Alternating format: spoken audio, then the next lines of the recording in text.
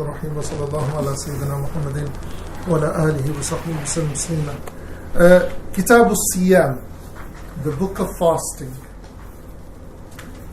Now, we've finished, three of the foundations. We've finished, Aqidah, Salat, Zakat, and we move on to the fourth foundation, which is, Siyam, which is fasting. Now, linguistically,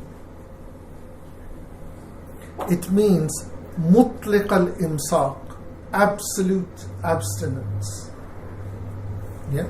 Linguistically, fasting means to abstain absolutely. Yeah? Shar'an, it's a specific abstinence. It is to abstain from the desires of the stomach and genitals for a complete day, with the intention of coming close to God. Now, if you can please remember this, if you want to understand the fast, then you need to understand the definition, the Shari'i definition. So the linguistic, I'll go over it. The linguistic definition is to abstain absolutely, mutlaq al-imsaq. But the Shari'i definition is to abstain from the desires, shahwa, of the stomach and the genitals for a complete day, with the intention of approaching God, taqarrub. If you can understand this, you've understood the fast. Do you remember I was telling you about definition? This is why, our scholars define it. Now, if you can understand the definition, you'll understand the fast. It's to control your desires, the desire of the stomach and the genitals, for a complete day, with the intention of coming close to God. Taqarrubu ila Allah. So how Imam Ghazali talks about, those two governing. I'm not a fan of Imam Ghazali. Hands up. Oh, really? Hands up. I raise my hands. See, the Hakim Murad has a go at me. He's saying I'm the odd one out. Any reason? Okay. I love Imam Ghazali. I'm the odd one out. I'm not a fan of Imam Ghazali. Why? I love the man. Why? I love the man, but I'm no fan of Imam Ghazali. It's something that runs within our school. In the Maliki school? Really? We're no fans of the man. Why is that? Because we don't accept separation. Separation? We do not accept it. We do not accept his definition, his philosophy that that the body and spirit are separate. We believe it is one, because it's one whole. Okay. Oh, I see your point. It's one whole. That's why our scholars burnt his books in front of the great mosque in Cordoba and in Marrakesh. That makes sense, but I guess sometimes you can still appreciate. You might not do it. No, we appreciate it. Like certain things you can No. appreciate. As I said, I love the man. Yeah.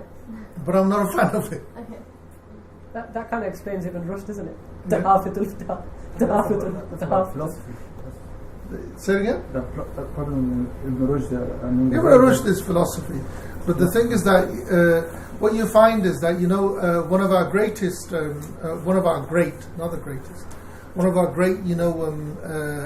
jurists and theologians, Qadi Abu Bakr ibn al-Arabi, Yes. is a student of Imam Ghazali. But he disagrees with him. He disagrees with him big time. Sheikh Abdul Hakim Murad, he's Shafi'i. No, he's Maliki. Is he Maliki? He's I didn't Maliki. know that. I thought he was Shafi'i. No, he's Maliki. That's so interesting. He's the odd one out. No, he's not the odd one You're out. the odd one out. I'm the odd You one are. out. I'm the odd one out. Within the madhab, no? He's not. No, within the madhab, I'm not the odd one out. Right. He's the odd one out within the madhab. Right, within the madhab. Dr. Omar told us the same thing. He was saying that Ghazali is king. You have to try different scholars. Yeah. Is it like just wherever Ghazali goes by, he's still. Alhamdulillah. But he's Read the Maliki. so the Just on the Malikis. hands then. Say it again. Sheikh Abdul Hakim does raf' al-yadayn and he does the qabd as well. Is that a Yeah. Maliki position? It's mostly The thing is that within the Maliki school, Yeah. it's literally, a broad church, if you understand. Yeah. Yeah? You will find everything. So if a Maliki says, Just, if a Maliki says you in can recent years, for example, Morocco, Yeah. go to the mosque, people are doing qabd. Yeah. But that's But more... just a recent, like last 30 years. No, but the thing is, if you go now, Yeah. what's happening is it's become very fashionable to have the hands by the side. really where? Just like In Morocco. to prove. No, It's cool. because you see the king prays with his hands by the side. Oh. Yeah?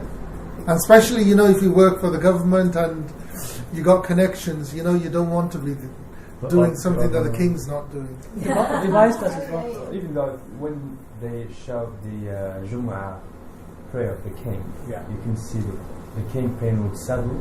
Yeah? And the imam's got hands folded. And yeah, exactly. Yeah? Yeah. Yeah. Because what you've got to understand is that, within the school, we're not extreme. Yeah? We're the school, we live and let live. Yeah? You want to, put your hands on your head, I just imagine that, like. we haven't got a problem. Yeah? But you'll find that, our scholarship, traditional, not Sufi, because you've got to understand that, the Sufi tradition within the Maliki school is influenced by Imam Ghazali because of, the Eastern influence. Our scholarly, juristic tradition gives preference to, what Imam Ghazali based his works on, of Abu Talib al-Makki. The Qutul Qulub, the food for the hearts.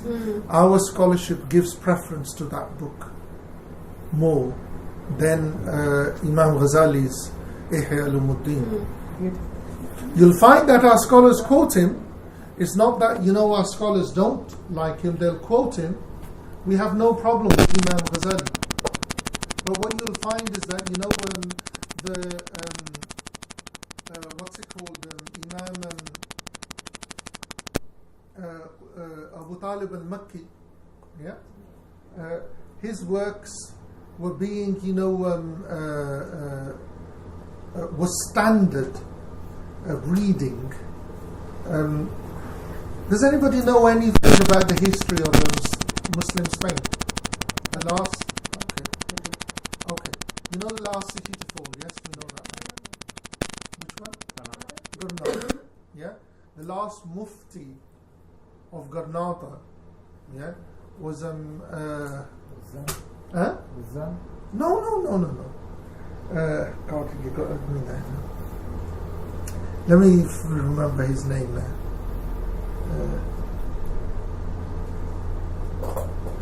Ibn Mawaq. Yeah, Ibn Mawaq. Now he is, one of our standard works on fiqh is called Sidi Khalid. Yes. Yeah, the Mukhtasar of Sidi Khalid. He has a commentary on Sidi Khalid, Ibn Mawaq. Now, if God give you all of you the ability to learn and get to where you can go and read his commentary, you'll see the sharp difference between the standard commentaries and Ibn Mawaq. I'll give you an example. I had this point that I was looking at, this whole thing of women being in the same space as men, and all the commentators were giving us the standard. And then I went to Ibn Mawaq. He didn't say anything. He said, look, why did the Prophet ﷺ tell women to colour their fingers? The henna? The Prophet ﷺ ordered that the women should dye the first should always be coloured with henna. So he puts this question. He answers it. He says because he was eating with guests, and the guests had brought their women. They were eating food. The Prophet ﷺ's fingers touched the woman's, and the Prophet ﷺ apologized, saying, "How am I supposed to know that's a woman's hand?" That's Ibn Mubarak. Look how, he solved the problem straight away. He's not giving you anyone's opinion. He's just telling you, look, what happened. Now that was the law. He Ibn Mubarak actually has a book. I've actually asked, Naeem, Mufti Naeem, umpteen times to translate it. He won't touch the book. What? Who is Mufti? Who is Mufti Naeem? Abu Layth. Oh. His name's Naeem. I've known him before he was a Mufti. I didn't know that. Okay. Anyway, that book details the practice of our scholars. Yeah?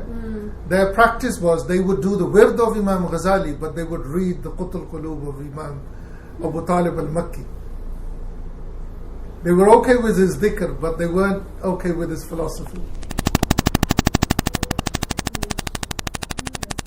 As interesting as well, I know it's philosophy, but in the Greek paradigm, Ghazali was quite iconic, he was separate, and Narush was he was such an Aristotelian that Aquinas quotes him as the commentator. He doesn't even have a name. And Aristotle has the soul and the form. So the form and matter are one. And that is the Medinian view.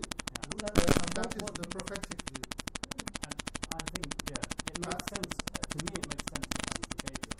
You've got Iman is inward, Islam is outward, and Ihsan is combined. So actually, the final step of the religion is to realize that they're not distinct. It's not distinct, and this is the reason why it was problematic for Maliki scholarship to go along. Right. I know that Sidi Abdul Hakim Murad and others will say that it was politics. Was because the Muwahidun were very philosophical and pro Ghazali and pro Ashari, and the Malikis were the traditional scholarship was anti this. But when you go and read, this is the reason. And Imam Mazari, and Imam Mazari is the one, Imam Mazari's commentary on Sahih Muslim was edited by one of the great Tunisian scholars. He died in the 1990s, Sheikh Muhammad Naifur al-Shadili rahimahullah. He actually talks about this in the introduction.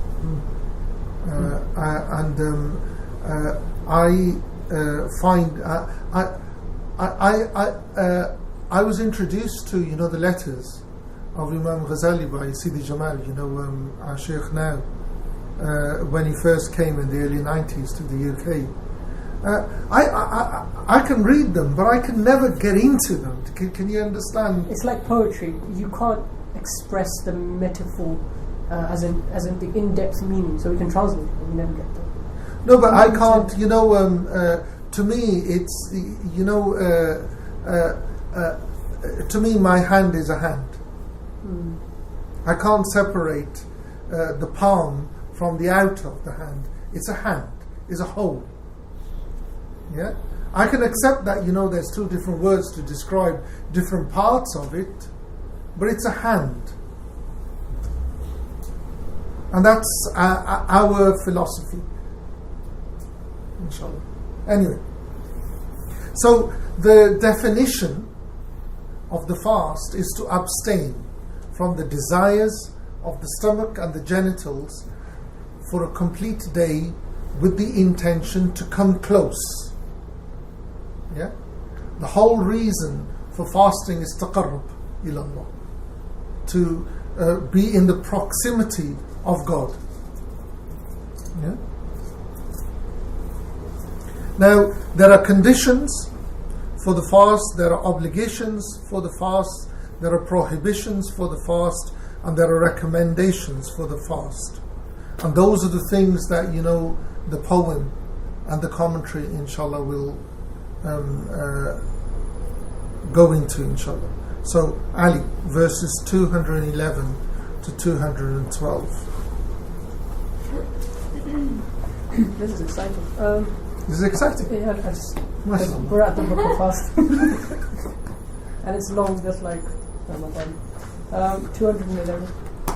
The fast in the month of Ramadan is obligatory, and it is recommended to fast in the months of Rajab and Sha'ban. Fasting is also recommended during the first 9 days of Zulhijjah, and in particular on the last of these 9 days. Likewise, all of Muharram, and in particular on the 10th, that is Ashura. Okay. Now, the word Ramadan actually comes from Ramad, which is intense heat. If you can dig up my notes on Facebook, you'll find that I've actually gone through Which one? the names of the months. Yes. Yeah? And you'll find that why Ramadan is named Ramadan is intense heat. Ramadan. So Ramadan is a full month, which is an obligation. This is the commentary, and it's recommended to fast in the months of Rajab and Sha'ban. Also, it is recommended to fast the first 9 days of Dhul Hajj.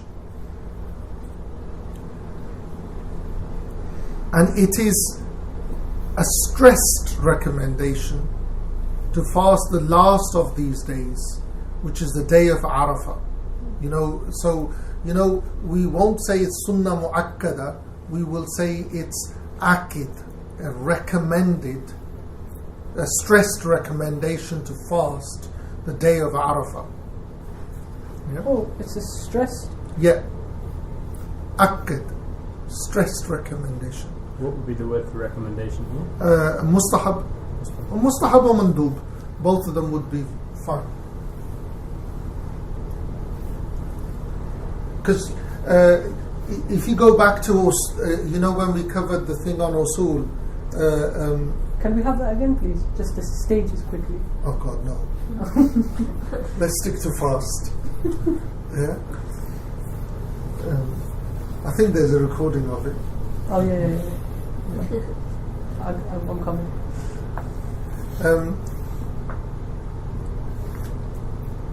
What the reason why? Just from me. That day, literally, the floodgates of mercy are let loose. On the day of Arafah. Literally, doesn't matter where you are.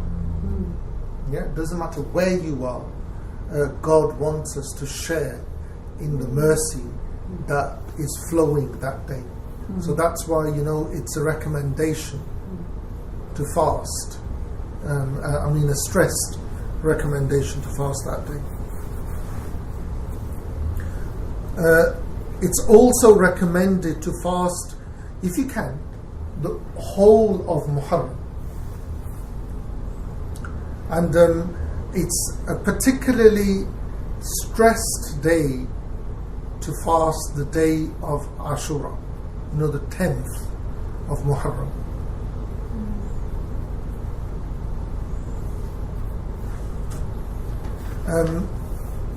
It has got nothing to do with the Shia. The Muharram thing. The fast of Muharram. Yeah? And it's nothing to do what propaganda the Shia do, that Sunnis have started fasting just to cover the story of what happened. What yeah? story? You know what happened on the 10th of Muharram? against Imam Hussein. Oh, well. It's recommended because it's the beginning of the year. Yeah, so you fast if you can, spend on your family that day. There's a lot of good that can flow. You look after your family that day. So Shaykh, like in, I don't know if other Muslim countries have this, but in Pakistan, when Muharram starts, out of respect, everybody becomes quiet. So it just becomes the general country, just generally. You've been there. It's a Shia thing. It's a Shia thing. It's got nothing to do with Sunni Islam. Because the thing is that what happened to Imam Hussein was one of the greatest tragedies that happened. Mm-hmm. Yeah, but to mark it and moan it and no, the prophetic way is that you fast that day. It's the beginning of the year. You thank God. You look after your family. And because of what happened to Imam Hussein and Al, if you know the story, tell it to your children, but not as a tragedy. Not as a tragedy. Because, our understanding is that the martyrs are alive, and the martyrdom is one of the greatest, things to do. And he stood up against tyranny. Yeah, and if he did not stand up for that tyranny, we would, be we're still bowed in front of tyranny, but at least we have the example of Imam Hussein that we can stand up, held high. Yeah. That's the beauty of that, isn't it? That the reward of the life after was the greatest thing he could have had, actually, and it didn't matter that it didn't change. Yeah. There's no mention of the days of Shawwal. The Shawwal with us are bid'ah. The 6 days after. Yeah, I know, like Sheikh Hamza explained once, like it's 6 days from after Ramadan for the whole year. It doesn't have to be Shawwal. It doesn't have to be, but the thing is that Imam Malik says that if you don't make a hoo-ha about it, yeah, the way that people do it, that I'm fasting the 6th.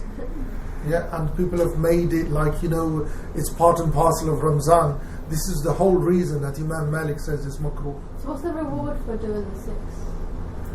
It closed a long time ago. What do you mean? The Barakah Bank. Really? That's sad. Yeah. Don't do things. Do them because, you No, want... I mean, I'm asking, what's the reward for doing it? Like you fasted the whole of the year. Is that true? Well, if the Prophet said it. Oh, did he? I didn't know. Oh, God. Okay, great. Yeah? That's what I wanted to know. No, it's like, you fast the 10th of Ashura. Yeah. No, I mean, Arafah. Yeah. Everything of the past is wiped. Yeah. No, wiped. Shoot. No, I know that one. I think that doesn't that count a bit more than Yeah. I think it's because you hear your family say things. Yeah. I mean, they say the reward, and you just think some of it's. There's 2 ways.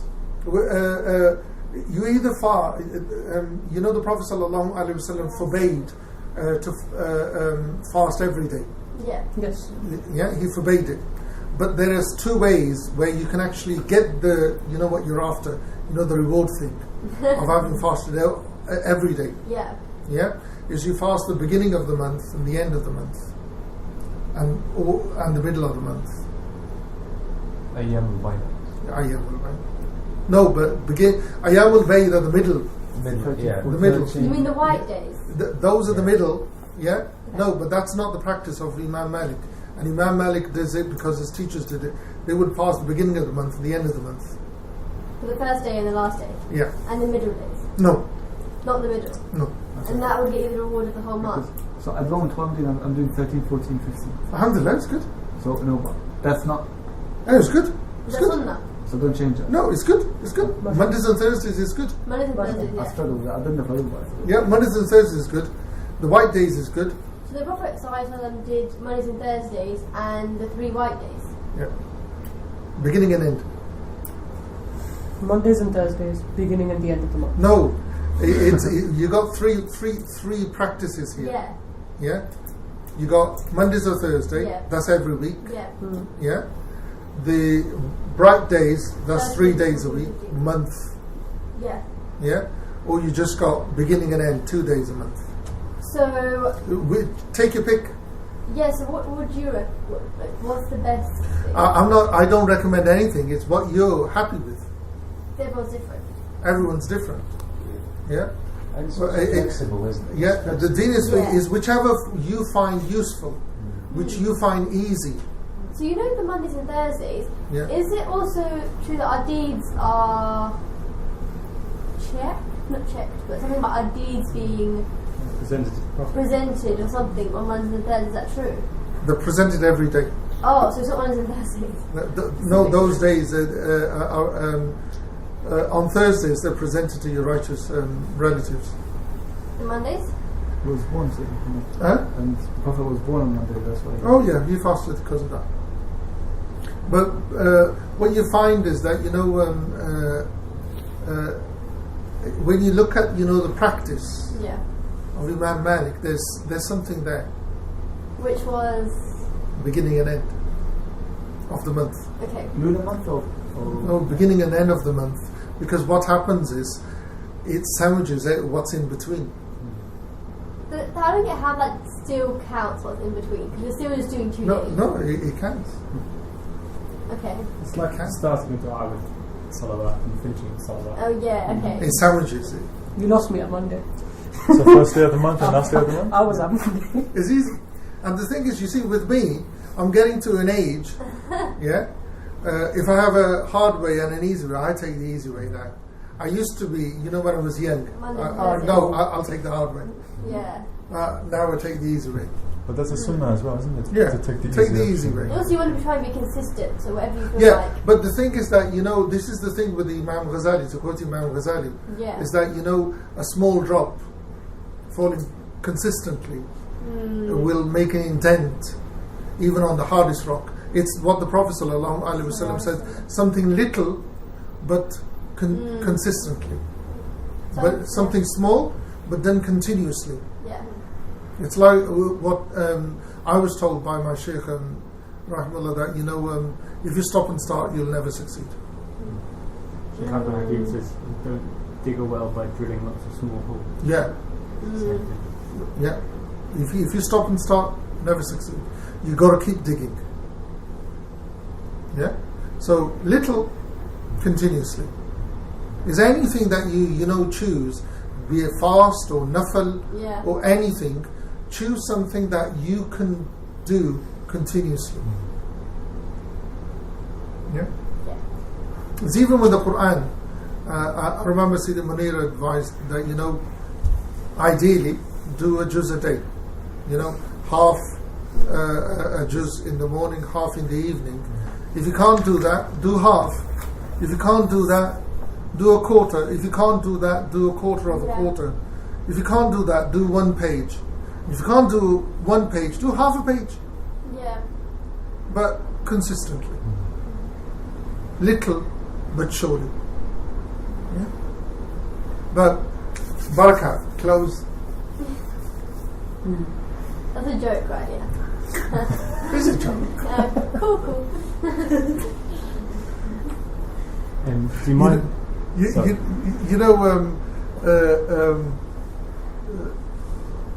Sayyidi Taha, Hafidullah, may Allah give him a long life. One of his daughters' name was Islam. Well, is his only daughter. Her name was Islam. And we were sitting and he'd just go, Islam! And we used to think that was his hal.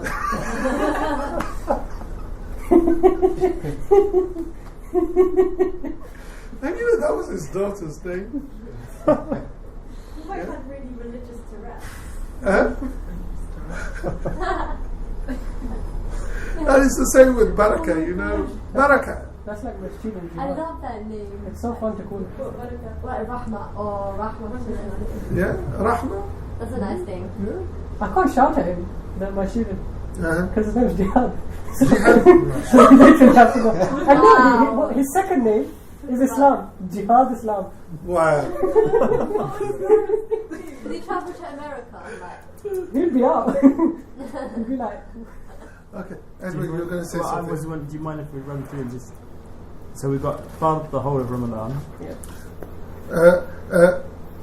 The fasting of Ramadan is an obligation. Yeah. Recommended are the months of Rajab and Sha'ban. Also recommended are the 9 days of Dhul Hajj. But the last day, the day of Arafah, is a stressed recommendation. Also recommended are the whole month of Muharram, but stressed recommendation is the day of Ashura. Yeah.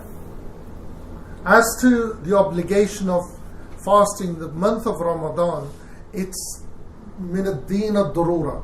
It's something that is, known by everyone.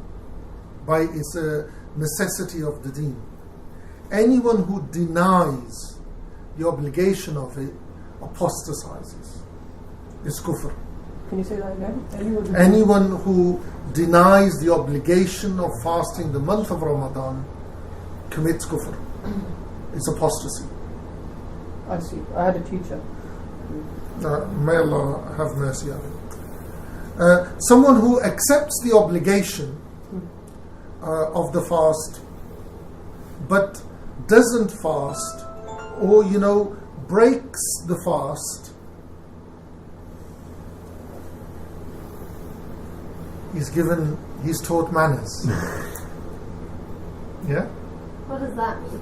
Literally. He's taught manners. He's given a good beating publicly. Like back in the day? Yeah. Oh. And in the future.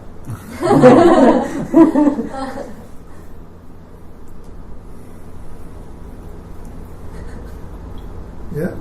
We're talking about him and he'd send me a photo. 9. Okay. It's wrong though, because you don't know why they're not fasting. Pardon? It's wrong because you don't know why they're not fasting. No, the thing is that what you've got to understand is that the month, in English it doesn't make sense, but in the Muslim context it makes sense that the month carries its own honor and dignity. The month of Ramadan carries its own honor and dignity, and the honor and dignity of the month has to be preserved. The hurma of the Shahrul Ramadan has to be preserved. Yeah. So someone who doesn't publicly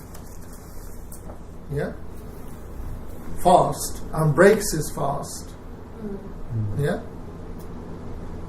is taught a beating. Is taught manners. Is there any specific manners that have to be taught? Yes, specific ones.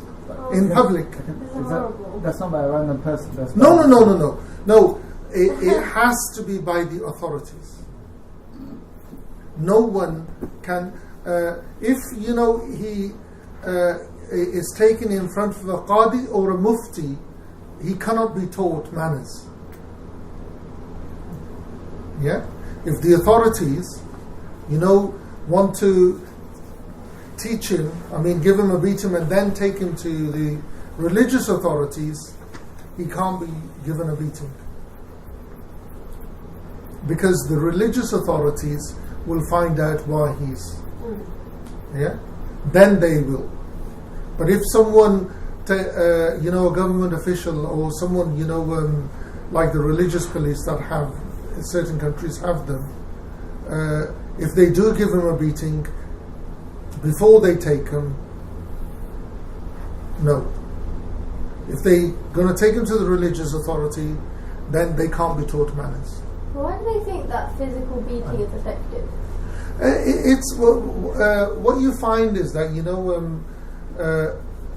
what comes to mind is what Qadi Abu Bakr ibn al-Arabi says, that you can correct your children, but if you know that beating them is not going to correct them, then you're forbidden from beating them.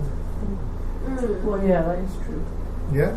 So it's the same here. If you know that if someone is known to the authorities that you know he does what he does, then it's better taking him to the religious authorities rather than... I'm lost with all these authorities, sorry. So there's the government. Yeah. What you've got to understand is in an ideal Islamic state, the judiciary is totally independent. Yeah. It's the Qadi.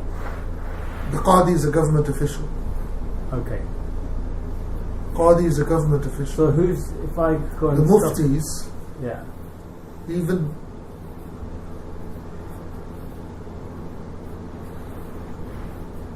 No. The Qadi will deal only with shurta. He will only deal with sultan. You know, government. Yeah. And he's the Sultan's appointment, isn't he? He's the Sultan's appointment. His delegate, in a sense. He's a delegate. Right. But what will happen is there are certain, you know, the police who are there for law and order. Because they see it as a law and order situation, right. They will get him and give him a beating. Which, to me, the way I make sense of this, because they don't see it as a religious thing. Yeah, exactly. They see it as a law and order thing. So the law and order here, the law and order thing, they're permitted to give him a beating. Yeah. Because of the public scandal, but not to get any closer to his Lord. No. Yeah. No. Yeah. This is nothing to. This is, you know, the thing I said of the hurma, that the month has the honor and dignity. But if they take it to the religious authorities, they're not permitted to give him a beating. But this isn't Sharia. Right. Does that make sense? Because I was thinking about it, how you said about it's not going to get him any closer to his Lord. Yeah. I was thinking about it like that, not as in actual law and order. Yeah. Interesting. Yeah. So we can't say anything to the non-Muslims if they open shops and stuff like that. Say again? Because there is a lot of stigma against the non-Muslims as well. If they open shops in a Muslim country. Where? In a Muslim country. Yeah, you go to Pakistan. I remember when I used to... I was left in Pakistan in the mid-70s for 2 years. And you know, because Ramadan used to come in the summers, you know the tandoor? Yes. Yeah? The women and the shopkeepers wouldn't like that in the daylight hours.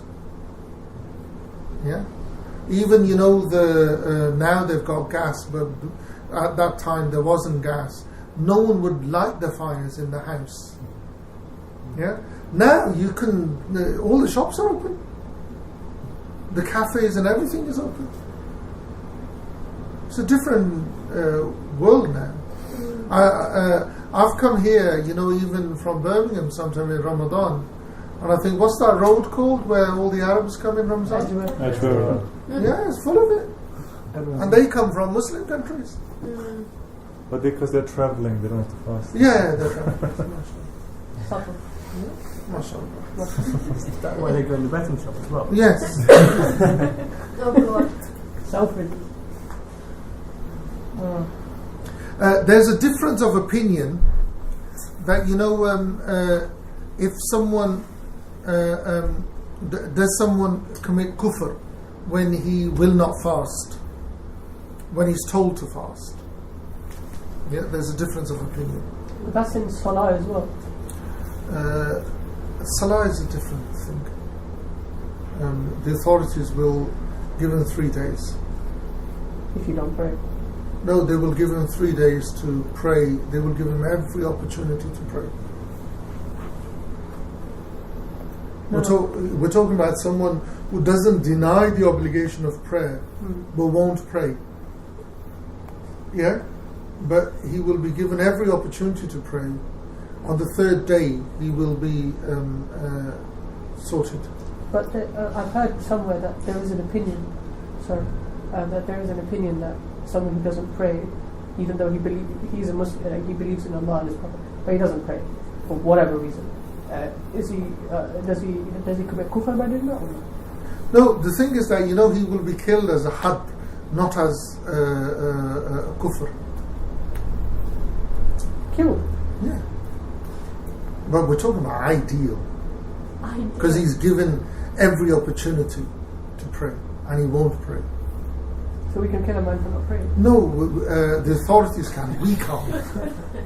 But so, who would supervise Sheikh Sharawi gave that video individuals? before, and they gave him a lot of Huh? problems. Sheikh Sharawi said that before, Yeah. and they gave him a lot of problems. He said it. No, but the thing is that's standard.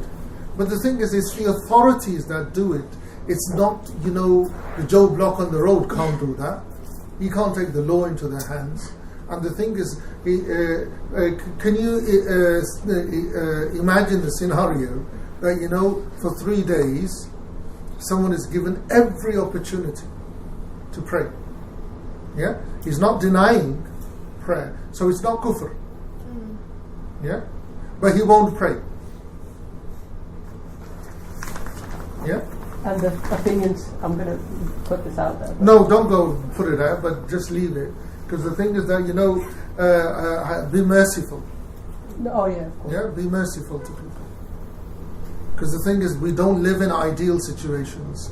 And majority of, I'll tell you my personal opinion is that, majority of the Muslims, young Muslims and Muslimas who don't know the deen and are coming back to the deen, you should treat them as new Muslims. You should not treat them anything else. You should consider them as new Muslims and treat them like that. Yeah?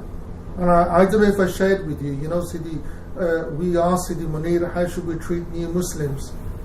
He said, keep them away from Muslims.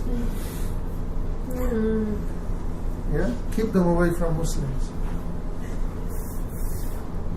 Okay.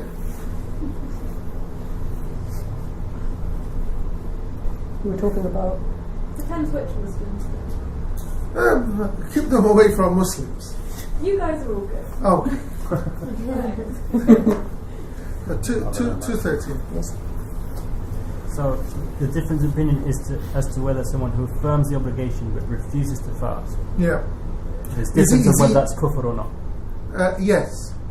Okay. But is he forced? And if he is forced, does that negate his kufr or not? If he's forced to fast. I mean, there's difference of opinion on his kufr. If he's forced. Sorry, let me start again. Yeah. There's difference if he what's it called won't fast. Yeah? He prohibit, but it's forced to fast.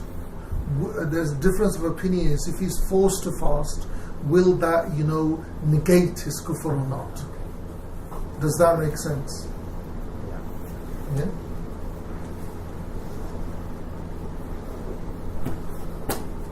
The same way if someone is forced to pray.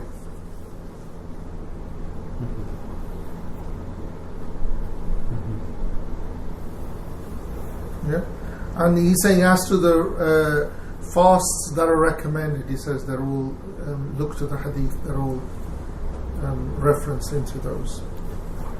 Okay, we come to the most important bit of Ramadan. 2:13. 13. 2:13. We're going to have a field day now. Okay. The beginning of the month is ascertained by the sighting of the new moon or the completion of 30 days of the previous month. That's it? That's it. Yeah. Now, how does the month begin? How do we know that the month of Ramadan has begun? It has to be sighted. Yeah?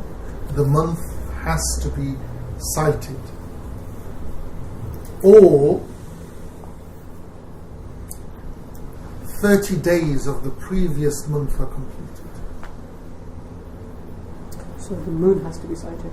The crescent has to be sighted. The crescent has to be sighted. We cannot. Yeah. the entire follow Saudi thing, no. Sorry. The first point is that you cite the crescent. Like yourself, as in like. We're coming to it. Yeah. The crescent is cited. Second is that 30 days of Sha'ban are completed. So that we do not have 31 days. Yeah? So the day after the 30th is the first of Ramadan. So either you cite the crescent, yeah? If you don't cite it, complete the month. Complete Sha'ban. How clear is that? Yeah? Sounds ideal. No. That's how easy. Is that on individual level or community? We're coming to it. That's where We're coming to it. everything We're coming to it. We're coming to it.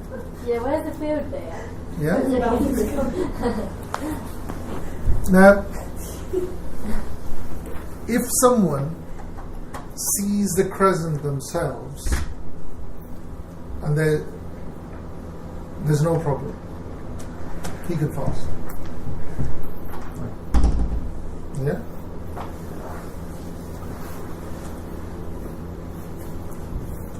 But if he is going to, report,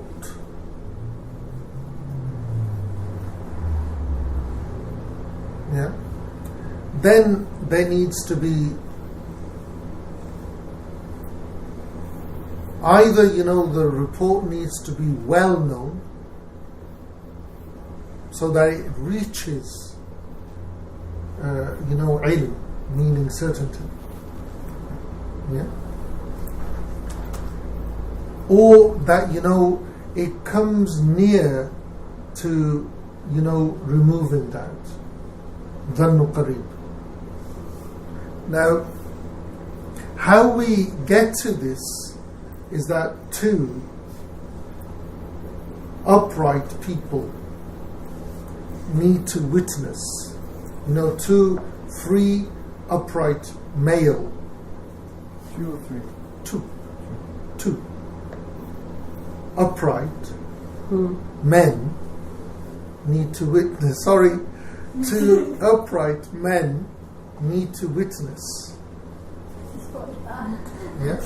This men thing is just the opinion, isn't it? This man thing is not an opinion. Oh, really? Yeah.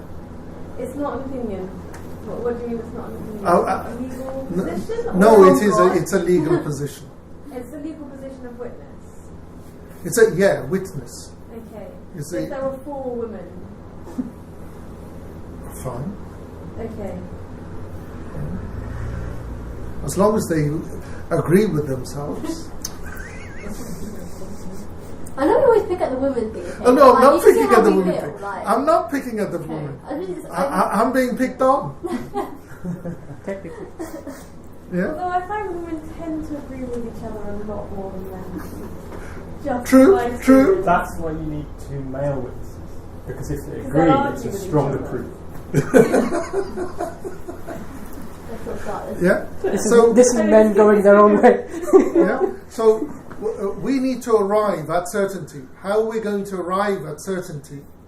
Yeah.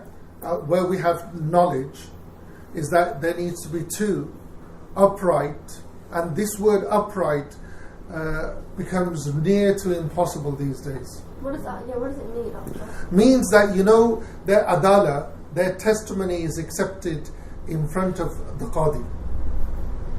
Yeah. So they would be someone who is not known for sinning, is not a liar, is someone who prays 5 times a day, and the people would witness for him rather than against him. Someone with a clean CRB check. Yes. Is it called DRB now? Or is it GBS. DBS check? But more than that, DBS is just for Enhanced. children. Yeah. Yeah, this is for the whole ummah. Does he have to know the science of citing? She.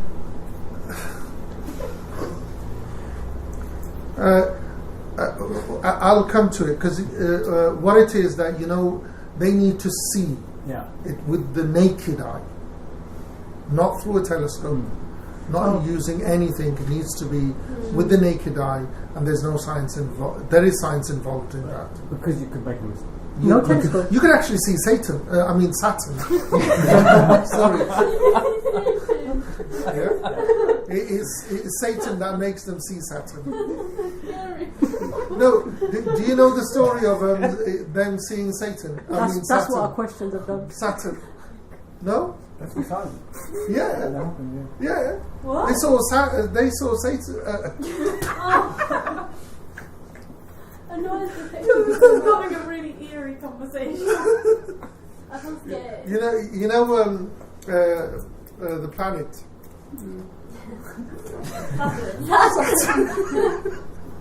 Yeah. This one-eyed Saudi who goes in the desert just outside of Riyadh, and he's the only one that sees it. Yeah. He actually saw Saturn rather than the crescent. He apologized after. He apologized afterwards, when most of the world had started fasting.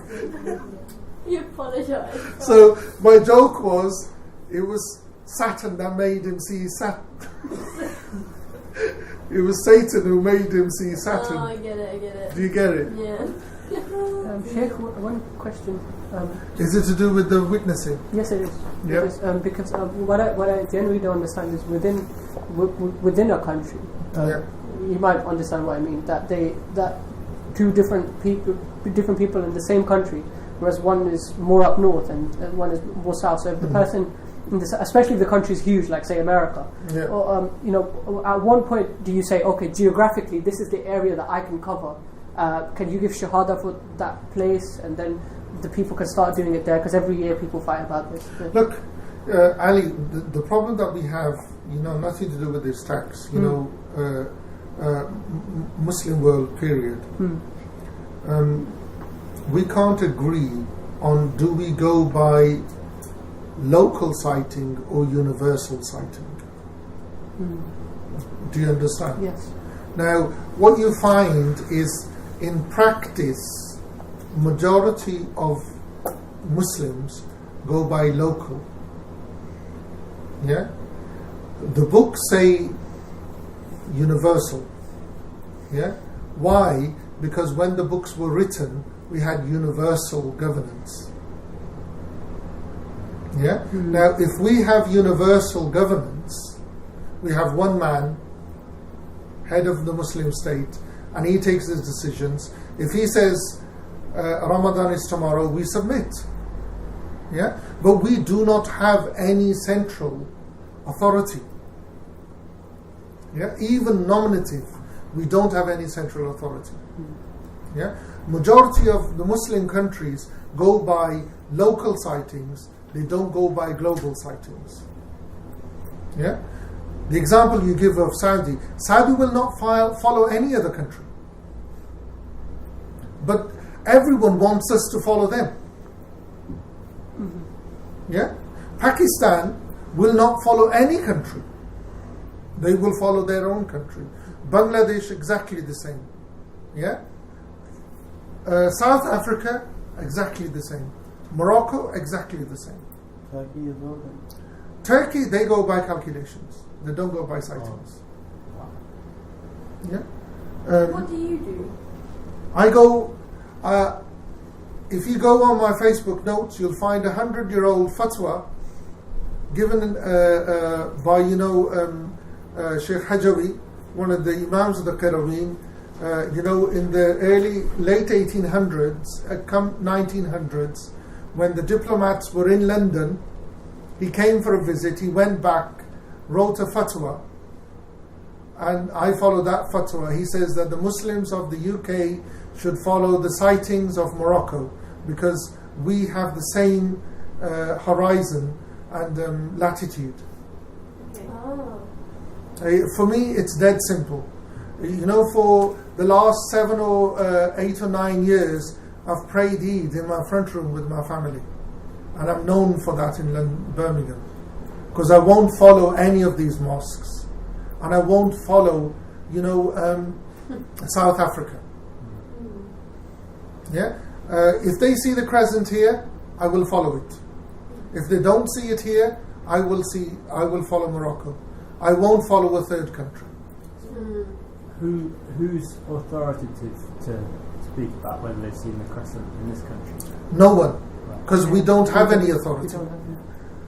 Because if we had, a Muslim authority which all the Muslims agree on, saying these are the people that are going to make the announcement, I'll fall in line. In the last 3 years, I think there is a consensus now between big mosques, and they agree between themselves when to start. But I'm not sure if it's based on the sighting or following other countries.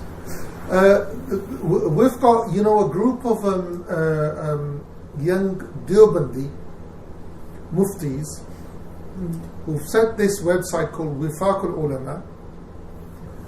Their criteria, apart from one point, I agree with everything. They say that if we see the crescent here, we will follow it. If we don't see the crescent here, we will follow Morocco. Yeah? They've got... The Deobandi say that? This group of young muftis, Deobandi muftis, called Wifaq al-Ulama. Their website is called Wifaq al-Ulama. Sorry, what's it called? Wifaq. Wifaq. Yeah, Wifaq al-Ulama. Where in Birmingham? They're actually countrywide. Oh. They're not based. They began just outside of Birmingham, but they're based countrywide. It's called Wifaq al-Ulama. They will not follow Saudi. That's brilliant. They will not follow Saudi. Yeah, they will go by local sightings. If they don't see the sighting here, they will go by the sighting of Morocco. If the sighting if it's not sighted in Morocco, and if it's sighted in South Africa, they will follow it. That's where I disagree. Yeah, I agree with them on the first two. Because South Africa is, different hemisphere. And the other thing is South Africa, the only reason why they're agreeing with them is because they're Deobandis and they cited by the eye sighting. What they produce is something really good. They produce a monthly or an annual calendar which is based on eye sighting. Because we can calculate, the mathematics are really amazing, that you can calculate when the crescent will be seen with the naked eye. And that is really good.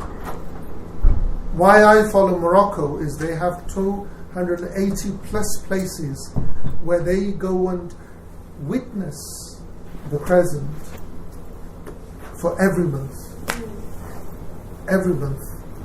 And only once the crescent has been sighted there's a government announcement made, and they won't give the information over the phone. They will fax it. If you register your centre with them, and the letter is signed and stamped, and it's straightforward. Yeah. Okay. Coming back to the text, 2 upright male witnesses. It will not be established by one person, one adil, witnessing the new crescent by himself, but it will establish it for himself.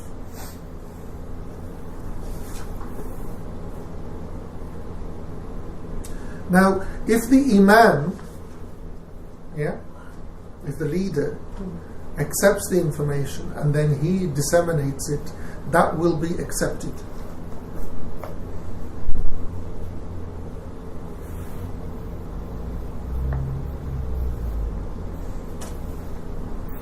Can you repeat that again? If we had a Muslim state, if the imam accepted the news and then he as an individual disseminated the information, it would be accepted. This is which Imam is this? The Grand Imam of the country? We're talking about the head of state. Oh, I see. The head of state. The head of state. But by Imam, they need the head of state. I see. Yeah. And it will be, because it's an individual, the Imam has accepted, one individual's testimony. And because he's the head of state, and he's disseminating the information, it will be accepted as information, not as witnessing. Not that, two people have witnessed. So, sorry, so the Imam has two witnesses. No, and then we will only accept two. Yeah. If the Imam, the head of state, accepts one. Do you understand? He accepts one person's testimony. It will be accepted as information, not as testimony. Okay, so if in my village one other adil has cited it, do I now have two? You've got two. Right. But your village will be able to fast. We're talking about a country. Yeah. So the country, if the head of state has only got one, he makes the announcement that it's been cited by one, that will be accepted as information, not as testimony. I think I get this. It's the distinction between information and testimony, because we've got testimony from one person. Yeah, no, but the month can only be established by the testimony of two. Okay. Yeah? I think that makes sense. But because he's the head of state, he's saying the crescent's been cited, begin the fast.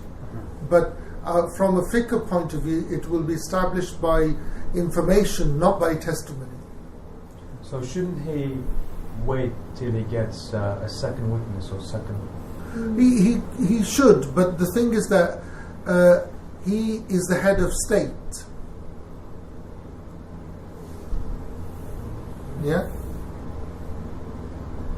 Ideally, he shouldn't. But because the opinions within Islam exist, he will be taking an opinion. Do you understand? A head of state can. Maghrib in 5 minutes.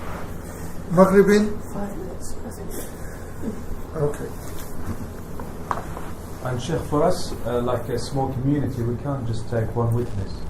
No, as I said, with us in this country, the best option is ideally, get a group of people who take an interest in this, get them to start looking, and majority of the astronomer sites, Greenwich and all the others, if you get in contact with them, they will actually tell you which day the crescent will be seen with the physical eye.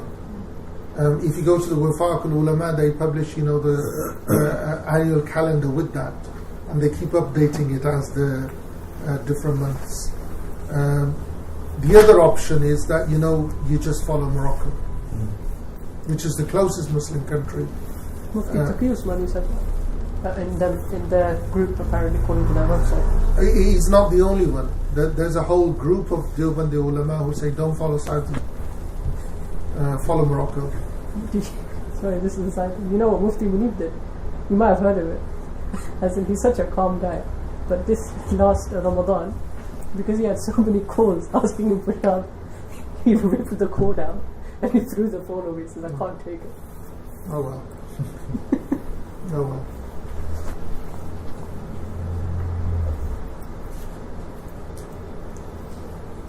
Okay. Now,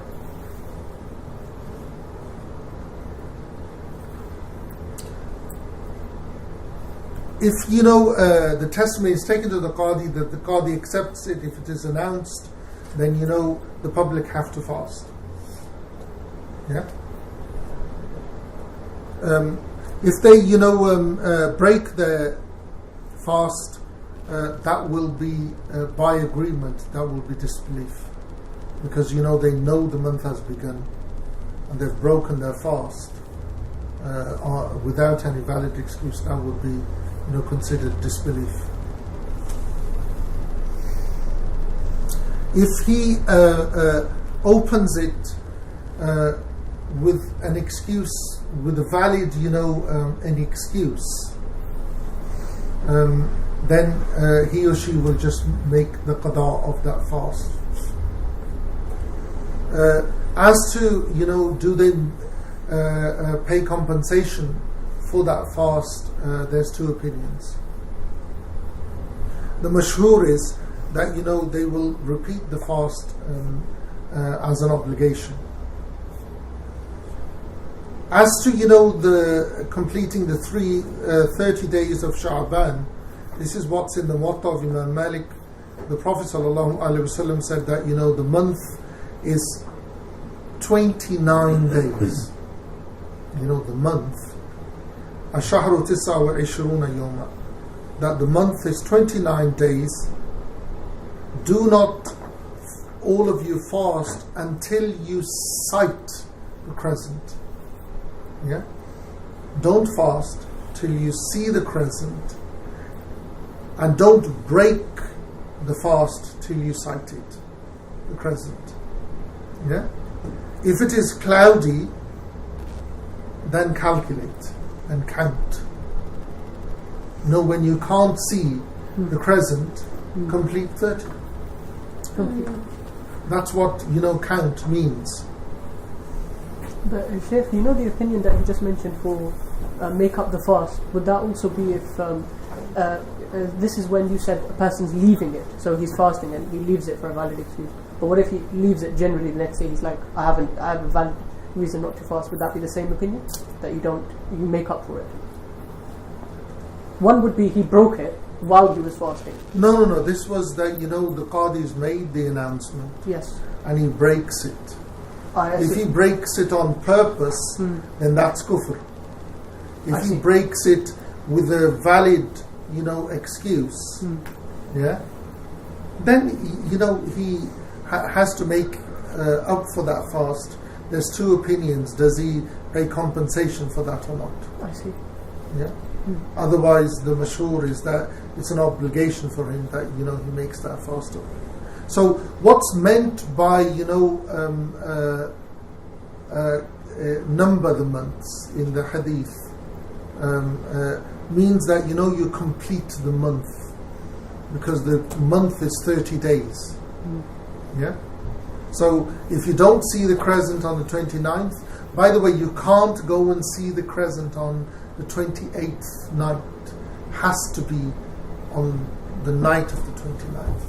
Because we consider that a full month. Yes.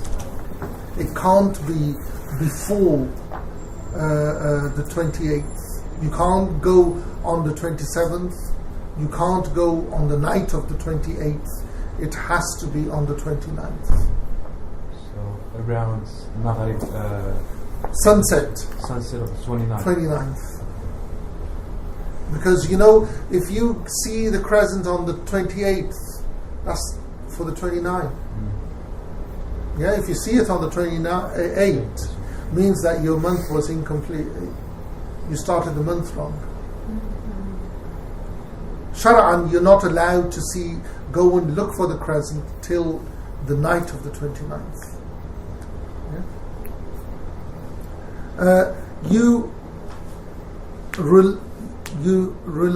complete 30 days. You do not rely on the astronomers.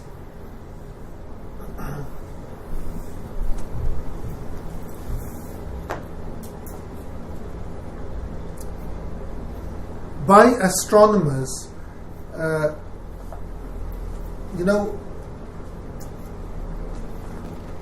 we've got this. People go a bit, a bit too far when it comes to this. By astronomers, we do not mean astrologers. We actually mean astronomers, people who are experts. Yeah? Now, we have actually one expert astronomer from the Malikiya. He's an Imam in his own right. His name's Imam Qurafi, Shahabuddin al-Qurafi. No. Quite some time ago. He says that, the movements of the sun, when it comes to, timetables for prayers, he says the movements of the sun are bang on. Because mathematically they're very precise. Because the sun does not move out of line, bang on. His opinion is that, the movement of the crescent is bang on as well. Because he's a mathematician and an astronomer. 12 minutes. What time is it? It's Maghrib. Maghrib started 12 minutes. In 12 minutes? No, it's starting 12 minutes. Oh, right, we better stop. Does anybody need wudu? Yeah, I do. Go and do wudu.